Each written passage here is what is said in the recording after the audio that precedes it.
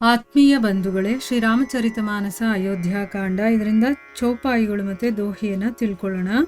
ಕಿಯೇ ಜಾಹಿ ಛಾಯಾ ಜಲದ್ ಸುಖದ್ ಬಹಯಿ ಬರ್ಬಾತ್ ತಸ್ ಮಗು ಭಯವು ನ ರಾಮ ಕಹ ಜಸ್ ಭಾ ಭರತ ಹಿ ಜಾತ್.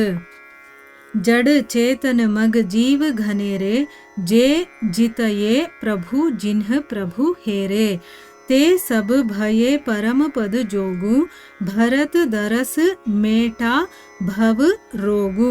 यह बड़ी बात भरत कही नाही सुमिरत जिनहि राम मन माही. बारक राम कहत जग जेवु होत तरन तारन नर तेवु.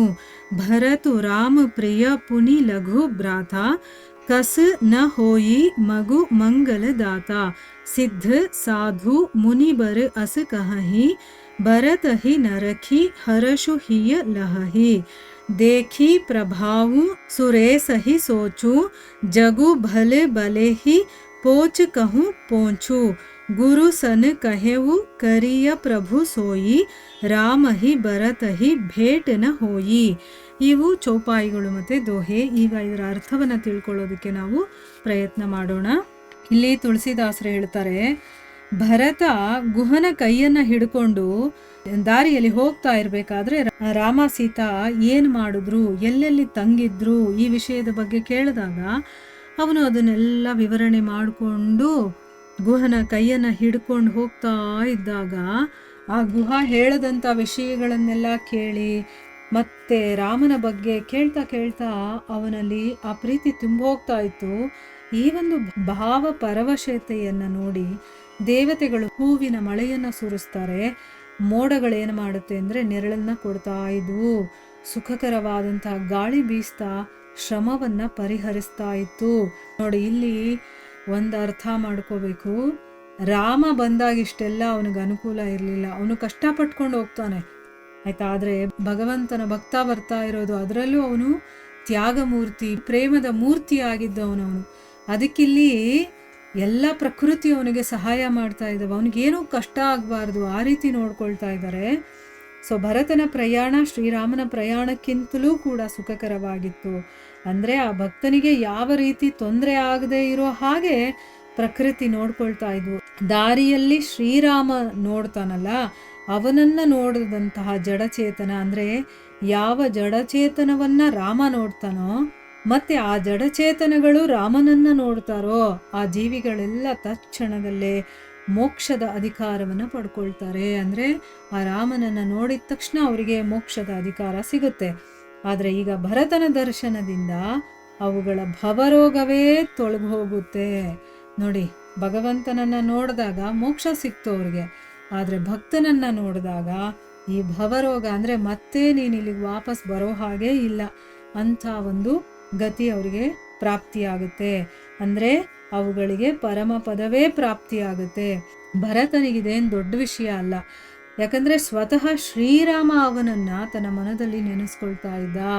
ಈ ಪ್ರಪಂಚದಲ್ಲಿ ಯಾರೇ ಆಗಲಿ ಒಂದು ಸಾರಿ ಆದರೂ ಶ್ರೀರಾಮ ಅಂತಂದರೆ ಸಾಕು, ಅವರು ತಾವು ಉದ್ಧಾರ ಆಗೋದಲ್ಲದೆ ಬೇರೆಯವರನ್ನು ಕೂಡ ಉದ್ಧಾರ ಮಾಡ್ತಾರೆ.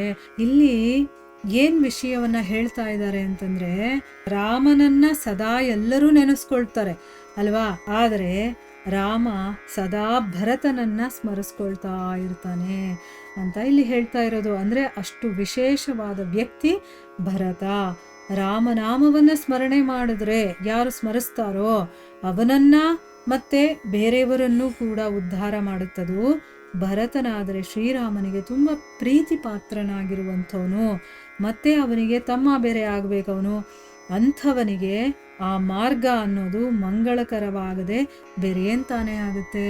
ಅಂದರೆ ರಾಮನೇ ನೆನೆಸ್ಕೊಳ್ಳುವಂಥವನು. ಈಗ ಹನುಮಂತನೂ ಅಷ್ಟೇನೆ, ಯಾವಾಗಲೂ ಹನುಮಂತನನ್ನು ನೆನೆಸ್ಕೊಳ್ತಾನೆ ರಾಮ ಆಯ್ತಾ. ಅದಕ್ಕೊಂದು ಕಥೆನೂ ಇದೆ, ಎಷ್ಟು ಚೆನ್ನಾಗಿದೆ ಅಂತಂದರೆ, ರಾಮನನ್ನ ಯಾರು ನೆನೆಸ್ಕೊಳ್ತಾರೆ ಹೆಚ್ಚು ಅಂತ ರಾಮನ ಭಕ್ತರ ಒಂದು ಲಿಸ್ಟೇ ಇರುತ್ತೆ.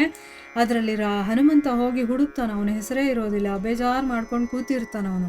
ಆಗ ರಾಮ ಹೇಳ್ತಾನೆ, ಇನ್ನೊಂದು ಪುಸ್ತಕ ಇದೆ ನೋಡಪ್ಪ ಅಲ್ಲಿ ಅಂತಂದ್ಬಿಟ್ಟು, ಅದರಲ್ಲಿ ಮೊದಲನೇ ಹೆಸರೇ ಇವಂದು. ಏನದು, ಯಾರನ್ನ ರಾಮ ನೆನೆಸ್ಕೊಳ್ತಾನೋ ಆ ಲಿಸ್ಟಲ್ಲಿ ಮೊದಲನೇ ಹೆಸರು ಹನುಮಂತನದಿರುತ್ತೆ ಅಂತ ಹೇಳ್ತಾರೆ. ಹನುಮಾನ್ ಚಾಲಿಸದಲ್ಲೂ ಬರುತ್ತೆ ನೋಡಿ, ಏನು ಹೇಳ್ತಾರೆ, ತುಮ ಮಮ ಭರತ ಹಿ ಪ್ರಿಯ ಸಮಭಾಯಿ, ಅಂದರೆ ನನ್ನ ಭರತನಷ್ಟೇ ಪ್ರೀತಿ ಪಾತ್ರನು, ಅವನ ಸಮಾನನಾಗಿರುವಂಥವನು. ಅಂದರೆ ಭರತನಿಗೆ ಅಷ್ಟು ವಿಶೇಷವಾದಂಥ ಒಂದು ಸ್ಥಾನ ಇದೆ ರಾಮನ ಹೃದಯದಲ್ಲಿ, ಅದಕ್ಕೆ ಸಮಾನವಾಗಿರುವಂಥವ್ನು ನೀನು ಅಂತ ಹನುಮಂತನಿಗೂ ಕೂಡ ಹೇಳ್ತಾನೆ. ಅಂದರೆ ಭರತ ಅಂಥ ಒಂದು ವಿಶೇಷವಾದಂಥ ವ್ಯಕ್ತಿ, ಅವನಿಗೆ ಹೇಗೆ ತಾನೇ ಈ ಮಾರ್ಗ ಕಠಿಣವಾಗಿರೋದಕ್ಕೆ ಸಾಧ್ಯ? ಅಂಥವನಿಗೆ ಈ ಮಾರ್ಗ ಒಳ್ಳೆಯದಾಗದೆ ಅಥವಾ ಮಂಗಳಕರವಾಗದೆ ಇನ್ನೇನು ತಾನೇ ಆಗುತ್ತೆ ಅಂತ ಸಿದ್ಧರು, ಸಾಧುಗಳು, ಮುನಿಗಳು ಕೊಂಡಾಡ್ತಾ ಭರತನನ್ನು ನೋಡಿ ತುಂಬ ಸಂತೋಷ ಪಡ್ತಾ ಇದ್ರು. ಭರತನ ಈ ಪ್ರೇಮ ಪರವಶವನ್ನು ನೋಡಿ ಇಂದ್ರನಿಗಿವಾಗ ಯೋಚನೆ ಆಗುತ್ತೆ. ಯಾಕೆಂದರೆ ಈಗ ರಾಮ ಕಾಡಿಗೆ ಬರೋದಕ್ಕೆ ಕಾರಣನೇ ಇಂದ್ರ ಅಲ್ವಾ.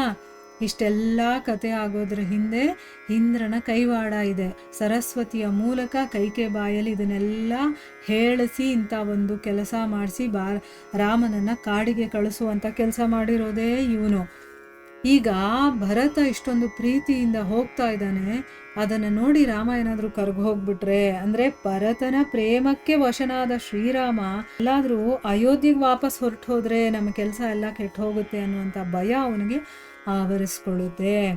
ಈ ಪ್ರಪಂಚ ಒಳ್ಳೆಯವರಿಗೆ ಒಳ್ಳೆಯದಾಗಿ ಕೆಟ್ಟವರಿಗೆ ಕೆಟ್ಟದಾಗಿ ಕಾಣಿಸುತ್ತಲ್ಲ.